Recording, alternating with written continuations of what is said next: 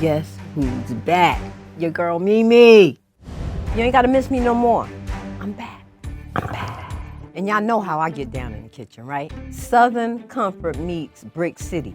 Today, we will be seeing if the younger generation are losing recipes or if you older generations need to step up your game. This is Grandma and me, the first ever generational swap. Today, we will be swapping a down-home tradition, a sacred dish, the all-famous Black folks mac and cheese. Well, let me tell you about my mac and cheese. I don't get the shredded cheese like the millennials. You need to get a block of cheese to grate the cheese. Put your love into it. These are things that are what mac and cheese is about, baby. I'm gonna tell you what a millennial ain't. They don't want to cook. Y'all will order from McDonald's and it's right next door to your house. Hi, my name is Chef Jazzy Harvey. I've been cooking professionally for 4 years. So my mac and cheese today, it includes 6 different types of cheeses, a whole bunch of spices, and a whole lot of love. Right now, this millennial chef doesn't know that I'm listening in. Let's see exactly what she's working with. What is a millennial? We're the bridge generation, the ones that experience no internet to internet, dial-up, no cell phones, landlines. What is a boomer? I don't even know what year a boomer is. My parents, I guess? First things first, you've got to salt the water. Flavor in every step is necessary. The pasta in the water. Stir in here so the noodles don't stick together. And now I'm gonna teach you something that they don't tell you on TikTok. We're going to add some milk to the pasta. And what this is gonna do is not only give it a creamy taste before you put the cheese in, but it helps build the flavor and gives you the aroma because ultimately you eat with your nose first. That was different. Now it's time to flavor our pasta. This is maybe the most important step. We are going to go in with some onion powder, garlic powder. We got our Cajun seasoning. She got a little Cajun. Maybe she from the bayou. I don't know. Nice cracked black pepper, smoked paprika. Okay, she's seasoning generously. Last but not least, we have the Dijon mustard. This was my grandma's secret who taught it to my mom, who taught it to me. There's her Dijon mustard. Is it Grey Poupon? And now it's time for mixing. We're gonna get a little messy here. She doing it with her fingers? Yeah. Okay, she getting them hands dirty. Go millennial. So now that everything is flavored, let's get into the cheese sauce. She's about to make her cheese sauce. And this is where we stray from old traditions and add our new millennial twist.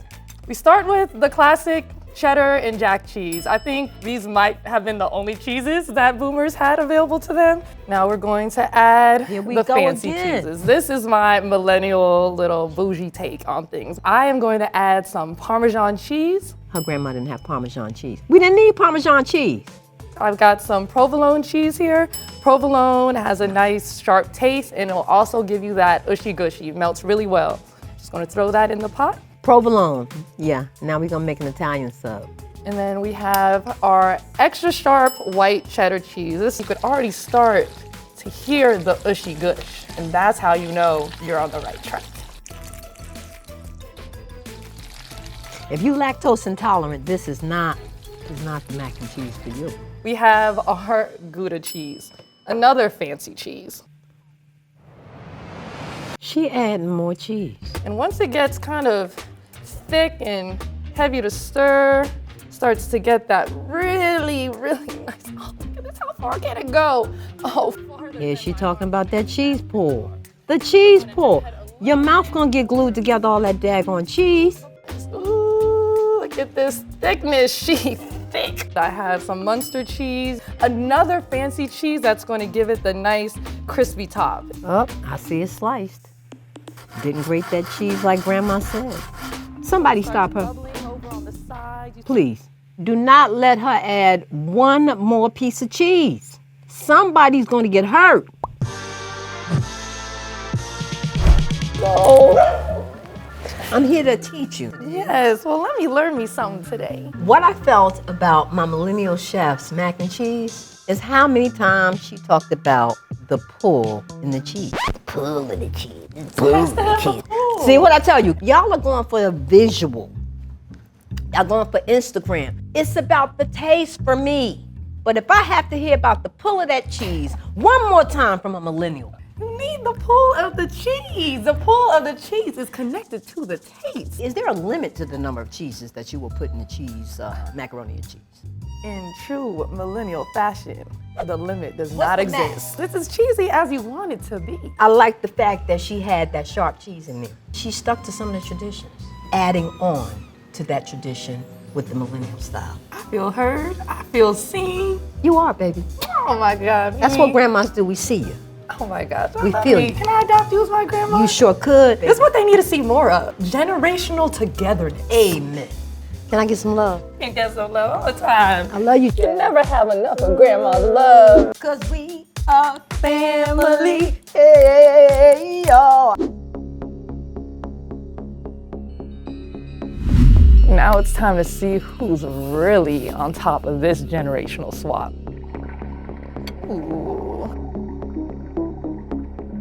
Let's let the food do the talking. Boom. Mimi's is classic style. She was bagging about the cheese pull, but ain't no pull here. But it's good, you know?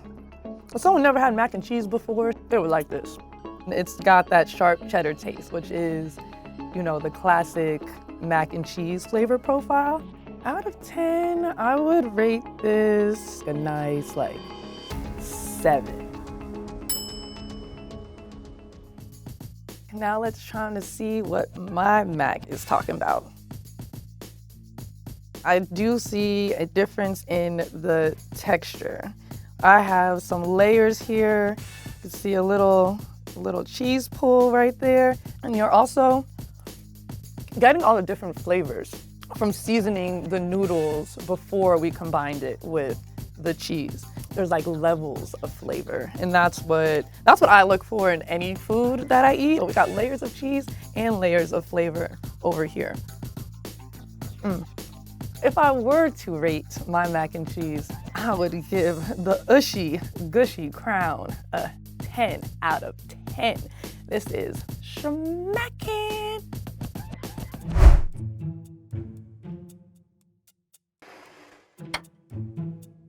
This is too much, millennials. Y'all do too much. Come on, come on. Too much cheese from me. Too much. It tastes like something Italian. It's probably that Parmesan daggone cheese. This does not remind me of macaroni and cheese. It's a cheese casserole with a little bit of macaroni in it. Let's get to it, okay? Let's get to it. So we never make this mistake again. Look at this. Look at it. This is too much. You can't taste the cheddar cheese. I taste Parmesan, which is taking this to Italian cuisine. It's not black. It's not Southern. It tastes Italian. Out of 1 through 10, I rate this mac and cheese, the Millennial mac and cheese, 5.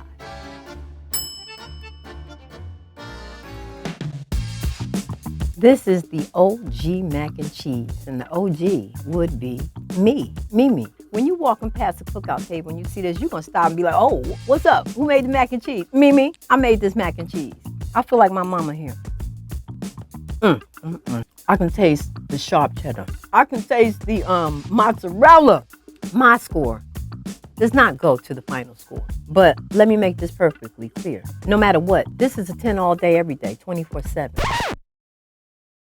Hey, I'm Salorm. I'm a producer from Cocoa Butter, and I'm here to try these mac and cheeses to see who's the winner, Boomer or Millennial. Ooh, it's like a scary movie.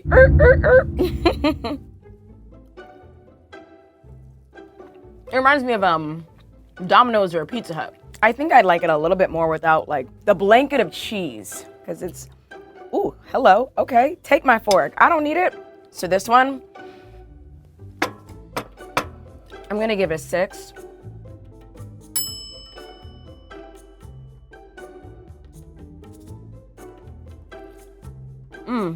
Some flavor, I like it. I can see the flavor too. It's very thick, you know?